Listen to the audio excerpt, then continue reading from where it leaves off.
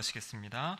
사랑의 하나님 아버지 감사드립니다. 이 시간에 하나님의 말씀을 듣기 원합니다. 성령 하나님 이곳 가운데 친히 임재하셔서 저희들의 마음을 밝혀 주시옵소서. 말씀이 오직 주님 말씀만 선포할 수 있도록 설교자의 입술을 붙잡아 주시옵소서. 예수님의 이름으로 기도드립니다. 아멘. 네, 오늘은 종려주일입니다. 이제 내일부터 고난의 한 주간이 시작이 되죠. 올해 사순절은 3월 5일에 시작이 되었습니다. 벌써 이렇게 마지막 고난의 주간을 맞이하게 되었는데요. 지난번 말씀드린 것처럼 이 사순절의 중요한 것은 우리의 잘못을 회개하고 또 경건을 훈련하는 그런 시간을 갖게 됩니다. 어떻게 지난 사순절 기간 동안에 주님과 조금 더 가까워지셨습니까? 예, 이제 마지막 기회를 드리겠습니다. 지금까지 잘 못하셨다면 이제 내일부터 시작되어지는 우리 특별 새벽기도회, 여러분 특별 새벽기도회는 이 말 그대로 특별한 날이니까요, 한번 도전해 보시기 바랍니다. 저녁에 조금 일찍 주무시고 또 새벽에 나와서 하나님 말씀 듣고 또 함께 기도하고 그렇게 한 주간을 보내면서 주님이 고난당하신 이 한 주간 나는 주님 앞에 나와서 조금 더 예배드리고 또 주님의 사랑을 경험하겠다라는 그 마음으로 나오시면 좋을 것 같아요. 제가 이번에 이제 나눌 말씀은 예수님께서 십자가 위에서 7가지의 마지막 말씀을 하셨습니다. 그것을 이제 가상칠언이라고 하는데요, 저희가 새벽이 5일이기 때문에 7말씀을 다 다루진 않고 5가지 말씀을, 예수님이 십자가에서 마지막 하신 그 말씀을 통해 우리 주님의 사랑을 또 경험하고요, 또 그 말씀 안에 우리가 주님의 제자로 어떻게 살아야 되는지에 대한 그러한 메시지가 담겨 있습니다. 그래서 그 메시지를 또 함께 나누고 또 함께 들으면서 우리가 이 고난의 주간 주님을 따라가는 그런 시간들을 삼기를 원합니다. 또한 이 금요일 성금요 예배가 있습니다. 여러분, 성금요 예배는 초대교회 때부터 우리 기독교에서 지켜왔던 예배입니다. 왜냐하면 우리 주님이 십자가에 달리신 날이 바로 금요일이고요. 금요일 오전 9시에 우리 주님이 달리셔서 오후 3시에 이제 돌아가시게 되는데요. 그래서 초대교회 때는 그 아침 9시에 모여가지고 12시까지 3시간의 그 예배들을 드렸다고 합니다. 그래서 그 주님의 고난을 기억하면서 함께 모여 예배를 드렸는데, 오늘날 저희는 이제 오전에 모이지는 못하지만 우리 교회는 저녁 9시에 모여서 함께 또 십자가의 그 은혜와 사랑들을 또 고백하는, 또 경험하는 그런 시간이 되기를 원합니다. 이 금요 심야 기도에도 보니까 나오시는 분들만 나오시는 것 같더라고요. 근데 이번에는 그동안 못 나오셨던 분들도 1년에 한 번이니까요, 함께 나와서 함께 이렇게 예배 드리면 좋겠고요. 또 특별히 우리 갈렙 남성교회와 또 우리 마리아 여전도회에서 또 기도하면서 또 준비하고 있으니까요, 또 함께 그런 은혜의 시간을 경험하기를 축복합니다. 우리 예수님은 이 땅에서 약 33년간의 삶을 사셨습니다. 잘 아시는 것처럼 30여 년의 삶은 그냥 일반적인 사람과 별반 다름없이 또 목수의 일을 하시면서 사셨고요. 마지막 3년의 시간을 이제 하나님이 주신 사명을 가지고 복음을 전하시고 또 사람들이 치유하시고 그렇게 이제 사셨죠. 그 나머지 3년의 시간을 우리가 이제 공생애다 이렇게 이제 이야기를 합니다. 그래서 우리가 가지고 있는 복음서, 마태복음, 마가복음, 누가복음, 요한복음에는 예수님이 그 공생의 기간 동안에 어떠한 삶을 사셨고 어떠한 말씀을 하셨는지가 기록되어져 있습니다. 그래서 공생의 이전의 삶은 아주 짧게 간단하게 기록되어 있고, 주된 내용들은, 말씀들은 공생의 삶이지요. 여러분, 그런데 그거 아십니까? 누가복음은 24장까지 있는데요, 24장 가운데 5장, 그러니까 5분의 1 정도가 예수님의 이 마지막 한 주간, 예수님이 잡히시고 또 그 잡히시는 이 종료주일로부터 시작되어지는 이 마지막 한 주간의 일이 5장에 걸쳐서 기록되고 있습니다. 마태복음은요, 28장이 마태복음인데요, 그 마지막 한 주간의 이야기가 7장에 걸쳐 기록되어 있어요. 그러니까 4분의 1 정도를 차지하고 있죠. 마가복음은요, 16장의 말씀인데 그 중에 5장의 말씀이 마지막 한 주간입니다. 3분의 1을 차지합니다. 요한복음은 거의 전체 42% 정도의 말씀이 마지막 한 주간에 있었던 그 주님의 말씀들이에요. 그러니까 성경의 초점이 무엇이냐면 그 예수님의 수많은 공생의 시간들이 있지만 그 중에 가장 중요한 사건은 바로 이 마지막 한 주간에 있었던, 특별히 예수님이 고난당하시고 십자가에 지시고 또 십자가에 죽으신 그 사건에 성경에 초점이 있다라는 것을 보여주고 있습니다. 오늘은 종려주일입니다. 이 종려주일은 예수님이 바로 이 십자가 지시기 위해 이제 예루살렘에 입성하시는데요. 예루살렘에 입성하실 때 수많은 사람들이 종려나무 가지를 가지고 이제 그것을 흔들면서 또 바닥에 깔기도 하고, 그러면서 이제 주님의 그 예루살렘 입성을 축하하고 그랬던, 이제 그것을 이제 기념하는 그런 날이 바로 이 종려주일입니다. 오늘 우리가 읽지는 않았지만요, 누가복음 19장 28절에 보시면 바로 이때 예수님께서 예루살렘으로 향하는 장면인데요. 이 시기는 어떤 시기냐면 6월절의 시기입니다. 우리가 구약 때부터 구약 성경을 보시면 이스라엘 백성들은 이 3대 절기가 있죠. 그 중에 하나가 6월절이고, 이 3대 절기에는 유대인 남자들이 예루살렘에 함께 모여서 하나님께 예배드리고 또 축제를 갖는 그러한 시간이 바로 6월절입니다. 그래서 성경학자들에 의하면 이 당시에 예루살렘에 살았던 인구는 약 2만 5천 명에서 3만 명 정도가 되었는데요. 이 6월절 기간이 되면 평상시 인구의 약 6배 정도 되는 약 18만 명에서 20만 명 되는 사람들이 이 예루살렘에 모여서 이 6월절기를 함께 지켰다고 그렇게 이야기를 합니다. 그래서 이 6월절을 앞두고 수많은 사람들이 전국에서 예루살렘으로 지금 순례의 길을 오는 상황이에요. 근데 지금 예수님과 예수님의 제자들도 그 순례의 길을 함께 지금 동참해서 예루살렘으로 오고 계신 상황입니다. 자, 그런데 우리가 오늘 본문 이 말씀을 읽은 것처럼 예수님이 근데 이 예루살렘에 입성하시는 이 마지막 순간, 이때 지금 무엇을 타고 입성하십니까? 성경에 보면 이 나귀의 새끼 이렇게 기록하고 있는데요. 제가 일부 예배 때 자꾸 나귀 새끼 했더니 너무 어감이 좋지 않아서 방금 목양실에 아들이 올라왔길래 뭐라고 하면 좋겠냐 그랬더니 아빠 새끼 나귀라고 하시죠 이랬는데요. 좀 나은 것 같은데, 그렇죠? 나귀 새끼보다는 새끼 나귀. 그래서 이 새끼 나귀를 타고 이제 가셨거든요. 근데 여러분, 성경 읽어보시면 예수님이 이 전도 여행을 하시고 또 지역마다 다니실 때 어떤 짐승을 타셨다라는 이런 기록이 없습니다. 이제 배를 타고 갈릴리 바다를 건너가신 적은 있지만요. 그리고 지금 예수님께서 그 갈릴리에서부터 이 감람산 여기까지의 거리가 약 160km가 되는 거리거든요. 근데 이 거리도 지금 순례의 길, 걸어서 여기까지 오신 겁니다. 그리고 이 당시에 대부분 순례자들은 걸어서 예루살렘으로 오는데요. 근데 오늘 본문에 특별하게 이제 이 감람산에서 예루살렘까지는 약 1.6km 정도 남은 짧은 거리입니다. 예수님이 지금까지 오신 거리에 비하면. 그런데 이 거리를 지금 예수님께서 이전에 하지 않으셨던 이 새끼 나귀를 타시고 이 예루살렘으로 지금 입성하는 장면을 지금 보여주고 있는 겁니다. 여러분, 그러면 예수님께서 왜 이 순간에 이 새끼 나귀를 타셨을까요? 예수님이 피곤하시고 힘드셔서 그렇겠습니까? 여러분, 그렇지 않습니다. 이 예수님께서 이 나귀를 타고 입성하시는 이 장면은 이 모습을 통해서 사람들에게 예수님 자신이 어떠한 분이신지를 드러내고 증거하기 위해 바로 이 새끼 나귀를 타고 지금 입성하고 계시는 겁니다.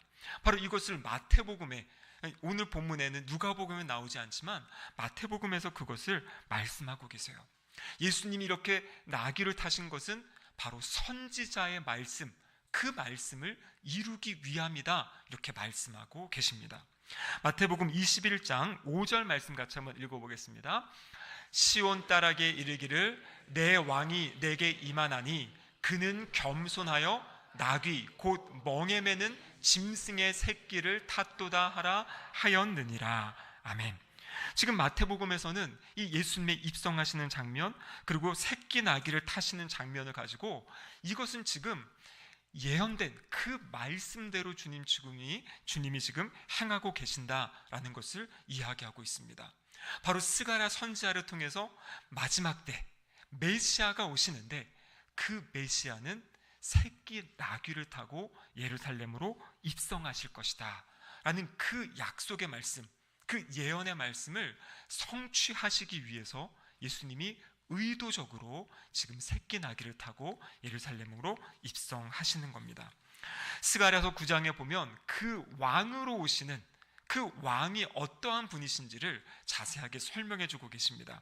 우리 스가랴서 9장 9절 말씀과 10절 말씀을 같이 한번 읽겠습니다.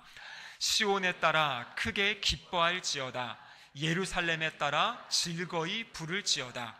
보라, 내 왕이 내게 임하시나니 그는 공의로우시며 구원을 베푸시며 겸손하여서 나귀를 타시나니 나귀의 작은 것 곧 나귀 새끼니라. 내가 에브라임의 병거와 예루살렘의 말을 끊겠고 전쟁하는 활도 끊으리니 그가 이방 사람에게 화평을 전할 것이요 그의 통치는 바다에서 바다까지 이르고 유브라데 강에서 땅끝까지 이르리라. 아멘. 우리 9절 말씀을 다시 보시면 그 왕, 이 새끼 나귀를 타고 임하시는 그 왕이 어떠한 분이신가? 그는 공의로우시며 구원을 베푸신다, 이렇게 되어 있어요. 그러니까 지금 그 왕으로 오시는 메시아, 그분이 하시는 일의 가장 중요한 것이 무엇입니까? 구원을 베푸시는 분. 그분이 바로 이 새끼 나귀를 타고 예루살렘에 입성하시는 바로 그 메시아 예수 그리스도를 이야기하는 거죠. 그리고 10절의 말씀해 보시면 말을 끊겠다, 병거를 끊겠다, 활을 끊겠다. 이게 무슨 말입니까? 모든 전쟁을 그치고 바로 화평을, 평화를 전하는 분, 그분이 바로 새끼 나귀를 타고 오시는 왕이라는 것입니다. 근데 지금 예수님께서 바로 이 스가랴서 9장 9절과 10절, 이 스가랴 선지자는 예수님 탄생하시기 약 520년 전에 활동하던 선지자예요. 그러니까 500년 전에 선지자를 통해 예언하셨던 그 말씀을 지금 예수님께서 이 나귀, 새끼 나귀를 타고 입성하시면서 그 예언의 말씀을 성취하시는 겁니다. 그러면서 지금 자신이 어떠한 분이신지를 우리에게 가르쳐주고 계신 거죠. 여러분, 원래 이 전쟁에서 승리하고 돌아오는 이 개선 장군, 이 장군들은 어떤 것을 타고 오는지 아십니까? 우리 영화 같은 데 보면요, 말을 타고 오죠. 말을. 이 전쟁에는 말을 타고 싸우지 않습니까? 근데 오늘 주님은 이 나귀를 타고 오세요. 나귀는 어떤 짐승이냐면 이 농사 지을 때 그 농사를 돕고요, 또 짐을 나르는 그러한 역할을 하는 것이 사실 나귀입니다. 이 나귀는 이 평화를 상징하는 거기도 하고요. 그래서 주님은 바로 말이 아니라 이 나귀를 타고 지금 평화의 왕으로 예루살렘으로 입성하고 계시는 거죠. 그래서 우리 예수님은 이 겸손하여 나귀를 타셨다, 이렇게 되어 있는데요. 그래서 예수님의 그 모습, 예수님의 그 모든 성품은 겸손함, 이것이 가장 기본적인 성품이다라는 것을 우리는 볼 수가 있습니다. 빌립보서 2장에 보면 초대교회 성도들이 예수님을 향해서 찬양했던 그 찬양시, 찬송시가 나옵니다. 그 내용이 빌립보서 2장 6절에서 8절의 말씀인데요, 우리 이 찬송시를 같이 한번 읽어보겠습니다. 그는 근본 하나님의 본체시나 하나님과 동등됨을 취할 것으로 여기지 아니하시고 오히려 자기를 비워 종의 형체를 가지사 사람들과 같이 되셨고 사람의 모양으로 나타나사 자기를 낮추시고 죽기까지 복종하셨으니 곧 십자가에 죽으심이라. 아멘. 여러분, 이 말씀 너무나 유명한 말씀이죠. 너무나 잘 알고 계신 말씀이죠. 우리가 믿는 하나님은 삼위일체의 하나님이십니다. 그래서 성부, 성자, 성령, 이 삼 위에 본질이 같고 능력과 영광이 동등하세요. 그러니까 하나님은 창세기 1장의 창조 때부터 예수님은 하나님과 함께 하셨던 분이시죠. 근데 그 주님께서 하늘의 모든 보좌 영광을 내려놓으시고 이 땅에 오셨다는 것입니다. 이것을 우리는 성육신하셨다, 이렇게 이제 이야기를 하죠. 그래서 하늘의 그 보좌를 내려놓으시고 이 땅에 오신 예수 그리스도, 그 모습이 바로 낮아지심, 겸손하신 주님의 모습입니다. 그런데 이 땅에 오신 것만 해도 낮아지시고 겸손하신 것인데 예수님의 마지막, 예수님의 죽음이 어떻습니까? 십자가에 달려 돌아가시는 거예요. 여러분, 구약 성경에 보면요, 나무에 달린 자는 저주를 받은 자라 그랬어요. 그러니까 일반적인 삶도 아니고 마지막 죽음은 저주 가운데, 우리 갈라디아서에서 배웠던 그 율법의 저주, 하나님의 심판 아래서 마지막 죽음을 맞이하게 되시는 분이 바로 우리 주님 예수 그리스도십니다. 근데 빌립보서의 말씀을 보면 이 모든 것은 죽기까지 복종하셨다 이렇게 말씀하시는 거예요. 우리가 잘 알다시피 예수님 겟세마네 동산에서 기도하실 때 이 방법 아니고 다른 방법이 있으면 다른 방법을 해주세요, 이 잔을 나에게서 옮겨달라고 그렇게 기도하시지 않습니까? 바로 이 십자가의 고통, 이 십자가는 너무나 저주스러운 죽음이기 때문에 우리 주님도 이 죽음 말고 다른 방법이 있다면 다른 방법을 하고 싶으셨어요. 그런데 하나님께서 그것밖에 없다라고 말씀하신 거죠. 그래서 주님은 이 주님의 십자가의 길, 십자가의 죽으심은 하나님의 말씀에 복종하시고 순종하신 우리 주님의 모습이다라는 것입니다. 그래서 여러분, 우리 주님의 겸손함은요, 바로 하나님의 뜻에 자신을 복종한, 그것이 바로 주님의 겸손함의 핵심이라는 것이에요. 그래서 주님은 충분히 다른 방법을 하실 수도 있고 힘과 능력이 있으심에도 불구하고 하나님의 말씀에 순종하신 그 겸손함을 통해 우리를 구원해 주셨다, 우리의 죄를 용서해 주셨다. 그것이 바로 우리가 믿는 복음의 내용이지요. 그러면서 우리 주님 말씀하시죠. 너희 안에 이 마음을 품어라, 곧 그리스도 예수의 마음이니. 그래서 주님의 그 십자가의 사랑으로 구원받은 우리의 마음의 중심에 있어야 될 것이 무엇입니까? 바로 이 겸손함이라는 것이에요. 겸손함. 방금 말씀드린 것처럼 우리 주님께서 하나님의 말씀 앞에 자신을 복종하고 자신의 삶을 드리셨던 것처럼 이제 그 십자가의 사건으로 구원받은 우리들도 주님의 말씀에 따라 자기를 부인하고 자신의 십자가를 지고 주님을 따라 살아가는 삶, 그것이 바로 저와 우리 성도님들이 살아가야 하는 삶인 줄로 믿습니다. 여러분, 주님이 이렇게 겸손하게 하나님 말씀에 순종하고 복종하신 이유가 있습니다. 그것은 무엇입니까? 단 한 가지 이유예요. 바로 저와 여러분, 그리고 또 지금 주님을 알지 못하고 살아가는 그 영혼들을 구원하기 위해서 예수님은 그렇게 겸손하게 자신을 낮추셨다라는 것입니다. 여러분, 우리의 삶도 마찬가지입니다. 우리가 그렇게 살아감으로 다른 사람들이 저 사람은 겸손한 사람이네, 저 사람 온유한 사람이네, 참 좋은 사람이네, 여러분, 이런 칭찬을 듣기 위한 것이 아니에요. 물론 그런 칭찬을 들어야 됩니다. 그래서 그들 안에 저들이 왜 저렇게 살아가는지, 우리 안에 있는 소망에 관한 이유를 그들이 질문할 수 있도록 우리가 그렇게 살아야 되죠. 근데 결국에 우리가 그렇게 살아가야 되는 목적은 무엇이냐면 주님을 알지 못하는 그 영혼들에게 복음을 전하기 위해서 우리가 그러한 모습으로 살아가야 될 줄로 믿습니다. 그래서 우리는 기도해야 됩니다. 주님, 우리도 정말 주님을 닮아 겸손한 모습으로 살아가게 해 주시옵소서. 하나님 말씀에 순종하며 믿음의 걸음을 걸어가는 우리의 삶이 되게 하여 달라고 기도하시는 우리 성도님들 되시기를 바랍니다. 그래서 우리 주님은 겸손의 왕이셨어요. 근데 오늘 설교 제목을 보시면 우리 주님은 또한 긍휼의 왕이다, 이렇게 제가 설교 제목을 잡았습니다.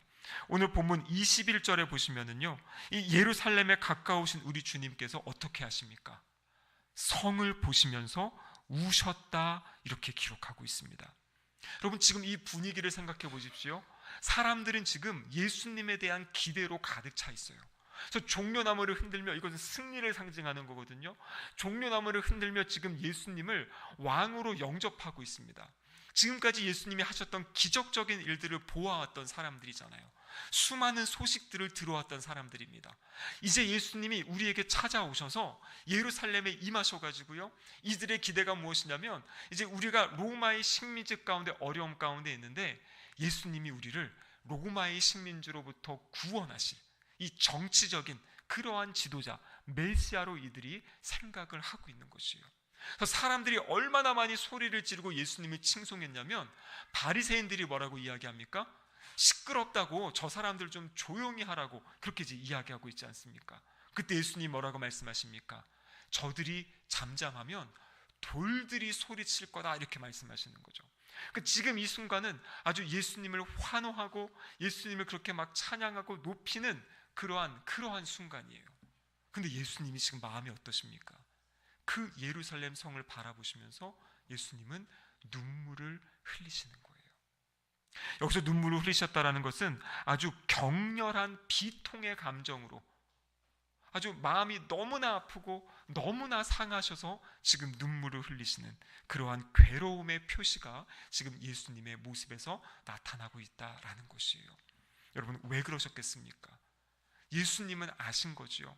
지금 이렇게 예수님을 환호하고 예수님을 높이는 이 사람들이 이제 며칠이 지나면 예수님을 십자가에 못 박으라고 예수님을 조롱하는 그 사람, 그 모습으로 이들이 나타날 것을 주님은 알고 계시는 거예요. 그래서 예수님 뭐라고 말씀하십니까? 19장 42절에 보시면 너도 오늘 평화에 관한 일을 알았더라면 좋을 뻔하였거니와 지금 내 눈에 숨겨졌도다. 평화의 일이 무엇이겠습니까?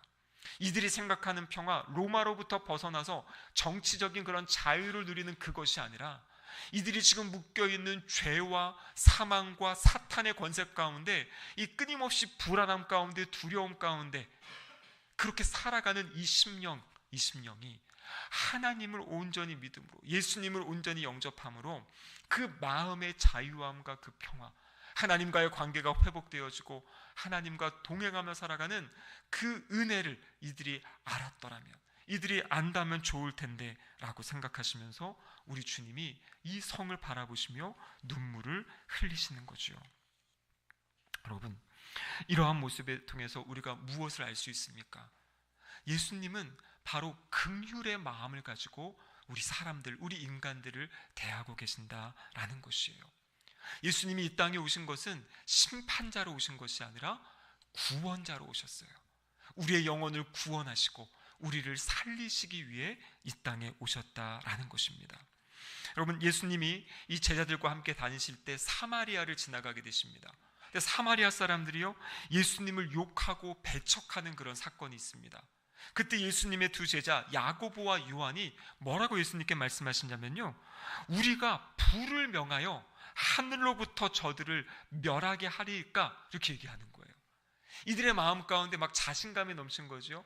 주님이 주신 그 권세를 가지고 나가서 귀신을 쫓아내고 병든 사람을 고친 막 이러한 체험이 있고 경험이 있으니까요, 지금 예수님을 모욕하고 욕하는 사람들을 보면서 주님, 저들에게 하늘에 불이 내리게 해서 저들을 멸하게 하겠습니다, 막 이렇게 지금 이야기합니다. 그때 예수님의 반응이 무엇이었습니까? 예수님은 그들을 꾸짖으셨어요. 요한복음 3장 17절에 보면 예수님이 이 땅에 오신 이유는 세상을 심판하려 하심이 아니라 세상이 구원을 받게 하려 함이다 라고 말씀하고 계시는 거죠. 여러분, 내일 새벽에 우리가 살펴본 말씀이 예수님이 십자가 위에서 하실 첫 번째 말씀이거든요. 그 첫 번째 말씀이 무엇입니까? 아버지, 저들을 사하여 주옵소서. 자신을 십자가에 못 박고 조롱하고 비난하는 사람들, 그들의 죄를 용서해 달라고 우리 주님은 십자가 위에서 기도하셨습니다.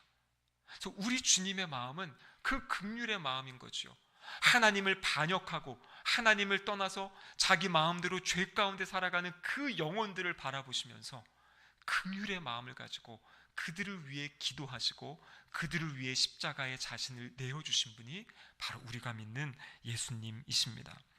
여러분, 창세기 18장에 보면요, 소돔과 고모라, 너무나 죄악 가운데, 이 타락함, 부도덕함 가운데 충만한 도시, 하나님께서 그 도시를 멸망시키려고 하셨어요.